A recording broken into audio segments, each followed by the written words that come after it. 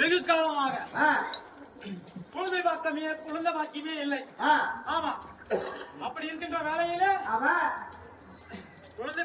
குழந்தை பாக்கியம் இல்லையே, இந்த நாட்டை ஆளுவதற்கு நீ வாய் சொல்லியே, நீ ஏன் நீ வாழ்ந்து என்ன புண்ணியம் என்று இருவரும் முயற்சித்து அவர்களும் நாம அந்த சிவனடியை சேர்ந்து விடுவோம் என்று முடிவெடுத்து துணிந்தார்கள்.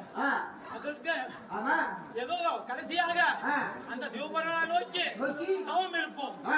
அப்படி தவம் இருந்து அவர் குழந்தை பாக்கியம் தந்தால் ஆட்சி, இல்லையோ அவர் சரணாதிபதியே மறைந்து மாண்டு விடுவோம் என்று முடிவெடுத்து அந்த கைலாயகிரியை நோக்கி அந்த ஓமகேஸ்வரனை கோரி தவத்திற்கு சென்றார்கள். ஆமாம், அப்படி தவத்திற்கு சென்ற வேளையில மனமிறங்கிய சிவபெருமானும் அவர்களுக்கு புத்திர வாக்கியம் அளித்தார். எப்படி அளித்தார் தெரியுமா? எப்படி அளித்தார்? ஆனால் கனகவல்லி மகாராஜனே, உங்களுக்கு வெகு நாட்களாக குழந்தை இல்லை அல்லவா? ஐயோ இல்ல, என்னுடைய சிவபக்தன் ஆகையால் உங்களுக்கு இந்த குழந்தை வாக்கியம் தருகிறேன் என்று ஒரு கனியை, எப்படி ஒரு கனியை பிரசாதமாக அளித்தார். இதை உண்டு பூஜை செய்தால் உங்களுக்கு குழந்தை பாக்கியம் உருவாகும் என்று அவர் சொன்னபடியா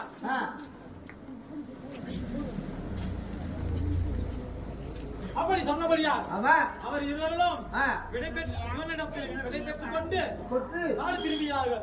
அந்த வேலையிலே எப்படி அந்த வருகின்ற வேலையிலே நாட்டில் மன்னன் இல்லாத காரணத்தியா காட்டில் உள்ள ஜீவராசிகள் அனைத்தும் விவசாய நிலையத்திலே புகுந்து அனைத்து மீனாசம் செய்துவிட்டது. இதை கண்ட நாட்டு மக்களும் அண்ணன் என்று வந்துவிட்டால் அவரிடத்திலே முறையிடலாம் என்று கூறி கனகமகாராஜர்கள் எப்படி கனகமகாராஜனிடத்திலே சென்று, மன்னா நீங்கள் இல்லாத நாளிலே ஜீவராசிகள் அனைத்தும் வந்து விவசாய நிலையங்கள் அனைத்தும் பாலாக்கி விட்டது. இனி வாழ்வதற்கு வழி இல்லாமல் இருக்கிறோம், என்னை காத்துள்ள வேண்டும் என்று சொல்ல கனகமகாராஜனும் அம்மை கனகவல்லியிடம், ஆனால் பெண்ணியே நீயோ அரண்மனைக்கு சென்று அந்த உமா மகேசனுக்கு எடுத்த பணத்தை புசித்து பூஜை செய்து வாழ்ந்து வருவாயாக, நான் சென்று நாட்டு மக்களின் குறைகளை தீர்த்து வருகிறேன் என்று கூறிவிட்டு கனகராஜனும் தர்ம வேட்டைக்கு சென்றான். எப்படி தெரியுமா? தர்ம வேட்டை. விலங்குகளை அனைத்தும் கொண்டு புதித்தால் அது வேட்டை. தர்ம வேட்டை என்றால் யாருக்கும் இடையூறு இல்லாமல் அந்த விலங்குகள் அனைத்துமே காட்டுக்கு ஓட்டுவதே தர்ம வேட்டை. ஆமா, கொல்லாமல் அனுப்பி வைப்பதே தர்ம வேட்டை. அப்படி இருக்கின்ற வேலையில நாட்டு கனகமகாராஜனும் விலங்குகள் அனைத்தும் ஓட்டி வைத்து வெகு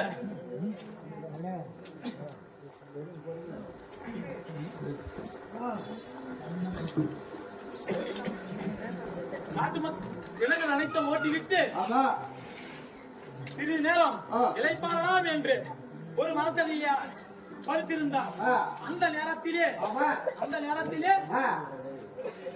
வானுலகத்தில் உள்ள ஒரு பெண்ணான, அதாவது மோகினி பெண்ணானவள் ஒருவளோ வந்து அவரிடத்திலே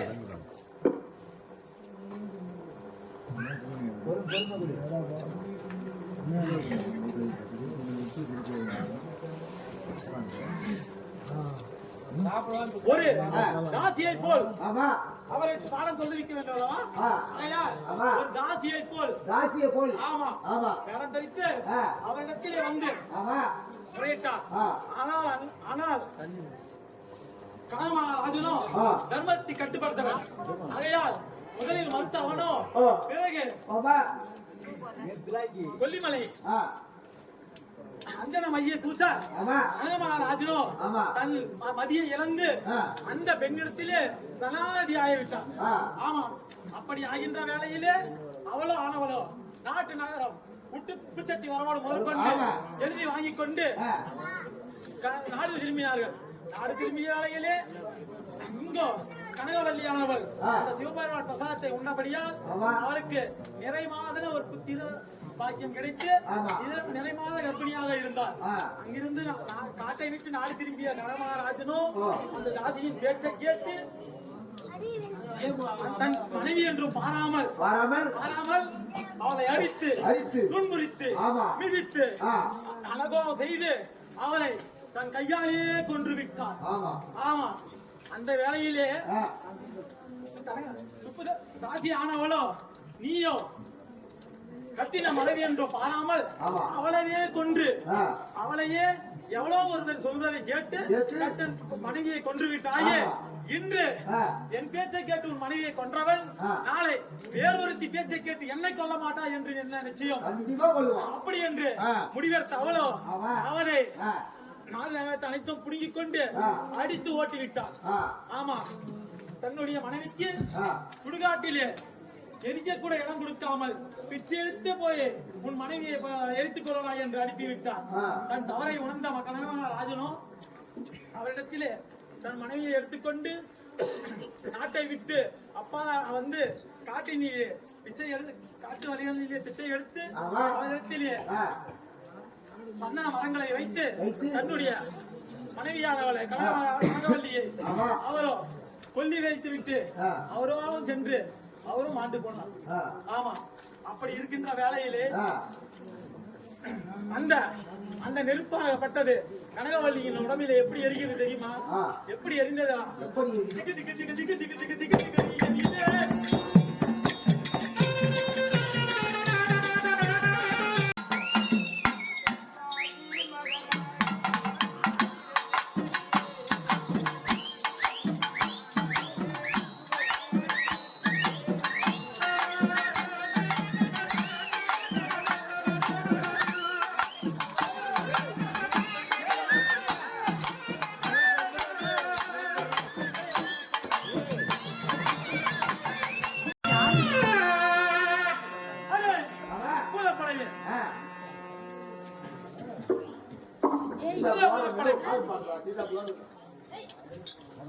அப்படி அனைத்து பூமிக்கும் தகத்தக வேண்டும் எரிந்தது. அப்படி எரிகின்ற வேளையிலே அந்த உடலாடப்பட்டது மொத்தமாக எரிந்து கொஞ்சம் கொஞ்சமாக எரிந்து கொண்டிருந்தது. அந்த நேரத்திலே அவன் வயிற்றிலே ஒரு சிசு இருந்தது தெரியுமல்லவா? அந்த இறைமான சிசுவானது சூடின் பாரம் தாங்க முடியாமல் எப்படி சூடின் பாரம் தாங்க முடியாமல் இந்த விண்ணுலகம் மண்ணுலகம் மின்னலகம் மண்ணுலகம் அதிகப்படியாக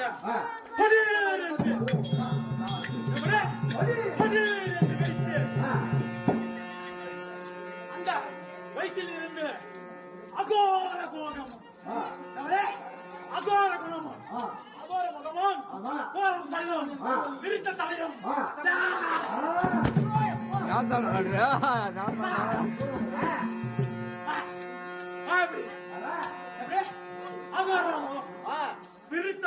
விரித்த தலையும்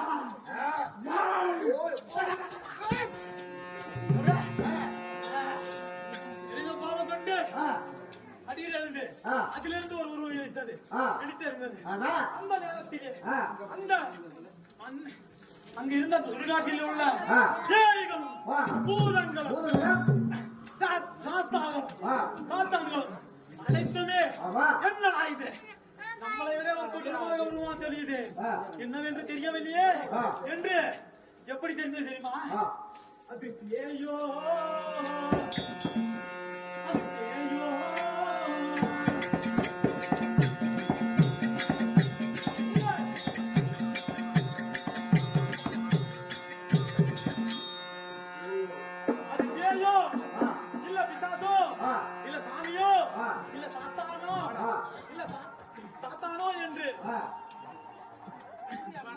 தெரியாமல் பயந்து நடுங்கி ஒருவாடி சென்று ஒளிந்து கொண்டது. அதிலும் சிலர்களோ வந்து இது என்ன என்று தெரியவில்லை, நாமல் சென்று அந்த நேரத்தில் சரணாகதி ஆகிவிடுவோம் என்று ஒளியாடி வந்து என் பாதத்திலே விழுந்தது. அப்போது ஆகாசை வாணியாலே கருவிலே உருவானதால் கரு என்றும் பிறக்கும் போதிலே அழகாக பெண்ணாகவும் இருந்ததால் இருந்து அந்த சூட்டின் வெப்பத்தாலே எரிந்து கொண்டிருந்த குணத்தின் சூட்டின் வெப்பத்தாலே அது கருத்த உருவமாக எப்படி கருத்த உருவமாக கருமாறி கருமாறி என்று ஆகாசவாணியாலே பெயர் சுட்டப்பட்டு பட்டா நான் தான் அந்த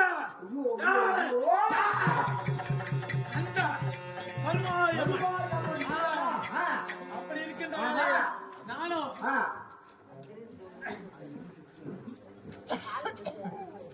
அப்படி இருக்கின்ற வேலையில என்னுடைய கேள்வி சாதம் அனைத்தும் என்னுடைய சாதத்திலே சாணிந்தா விட்டது. ஆமா நானும் நான் சுடுகாட்டிலே கொஞ்ச நாள் அலைந்து திரிந்து கொண்டிருந்தேன். பிறகு அம்மினத்திலே ஒரு திரிந்து கொண்டிருந்தேன். அப்படி இருக்கின்ற வேலையில நம்மிடத்தில் ஒரு நிலையான இடம் வேண்டும் என்று கூறி அங்கு இங்கு சுற்றி திரிந்து கொண்டிருந்தேன். அது மட்டும் இல்ல நானும் இந்த உலகத்திலே இப்போது கருமாரி அம்மனாக பிறந்திருக்கிறேன். இதுக்கு முன்னாக எங்கெங்கெல்லாம் அமர்ந்திருந்து என்னெல்லாம் ரூபம் கொண்டிருக்கேன் தெரியுமா? என்ன தெரியும் சொல்லு சாமி.